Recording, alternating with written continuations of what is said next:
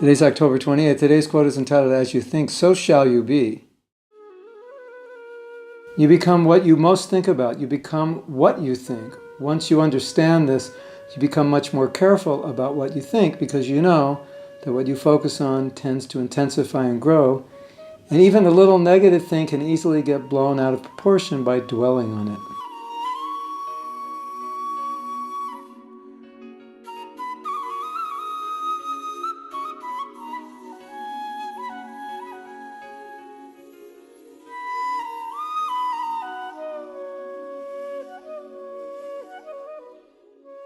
The nature of the mind.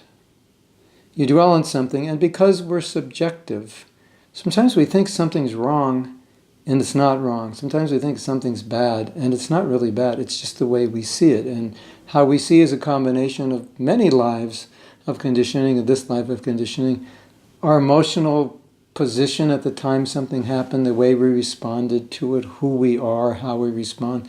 There's so many things that can intensify something that's not really bad.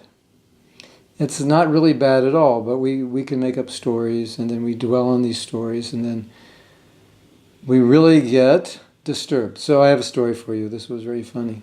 We did a program, and after the program, I asked the devotees in the car, "Did you take my bag?" And they said no, and in my bag was my tablet, my phone, and my recorder. All things that were very important for me. And I thought, and I think it also had some headphones, which were not inexpensive. So I was thinking, Krishna, what are you trying to teach me? What are you doing? Why is this happening? Etc., etc. And I was, getting a little concerned, maybe a little upset, maybe a little distraught. Not a lot, but something. And guess what happened? The bag was actually at my feet, behind my legs. I didn't see it. But I was very tired. It was a long day, and sometimes when you're traveling, tired, long days, your mind kind of always doesn't work so well. So I was thinking how funny that is, because this story was building up in my mind. Who left my bag? Because devotees who are traveling with me, usually they take my bag. And I think, oh, you forgot to take the bag. You were expecting me to take it, but you didn't tell me. Or maybe I should have just known to take it, but Krishna, you kind of turned my memory off. Anyway, it was so funny because when I found the bag, this whole realization of about what you think, what you focus on, it just alters your whole reality. So I was living in this reality which was totally false, and I was upset about something that didn't happen. So can you relate to that? Mark Twain said something like this. There are many disasters in my life, most of them which never happened. In other words, there were many disasters in my mind that I thought were happening or I thought would happen, but none of them happened.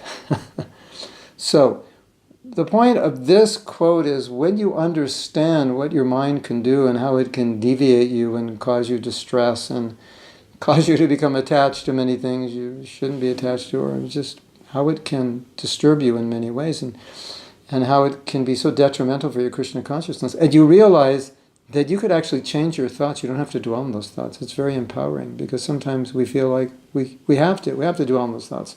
Can't do anything. It's not true. We can. And so when you know that you're planting all these seeds which are going to sprout into very unusual flowers, if the seeds of those thoughts are unhealthy, then you become much more aware of what you're thinking. You become more careful because you know every thought is a seed. And the seed can grow into some big crazy thought that has no setting in any kind of reality other than my imagination. And as we know, Krishna consciousness is meant to clear the thinking so we see things as they are, so we don't get deviated by the crazy thoughts of the mind that have no basis in anything that's really important or real, or sometimes anything we can do about. They're just kind of useless thoughts that go around and disturb us and cause friction and bad relationships and so many crazy things. You all know what I'm talking about, but this is just a reminder that you don't have to allow this to happen.